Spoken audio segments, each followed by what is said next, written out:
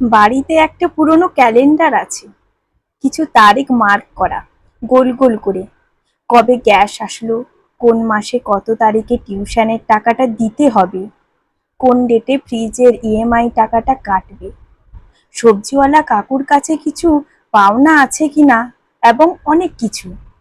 মাঝে মধ্যে সামনে গিয়ে দাঁড়াই, উল্টে পাল্টে পড়ি, ধুলো পড়া পাতা, জং ধরা স্টিলের বড়া। মা বলে মধ্যবিত্তের সংসারে এটাই নিয়ম, খাতার চেয়েও জীবনের কাটাকুটি বেশি। হিসেব না মিললেই কোথায় একটা হারিয়ে যায় মানুষের মতো। কতবার বলেছি পুরনো তো, ফেলে দাও না, তবু বাঁচিয়ে রাখো। বলে ও আমার সবটা দেখেছে, অন্ধকার থেকে আলো। তোর বাবা যখন অল্প রোজগারে ও আমাকে শিখিয়েছে শাশ্বত।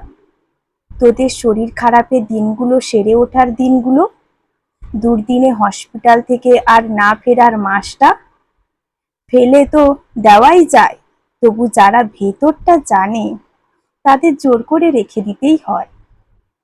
আমি অবাক হই, মায়ের বয়স বেড়েছে ক্যালেন্ডারটারও, তবু কেউ কাউকে ফাঁকি দিয়ে দূরে সরে যেতে চায় না।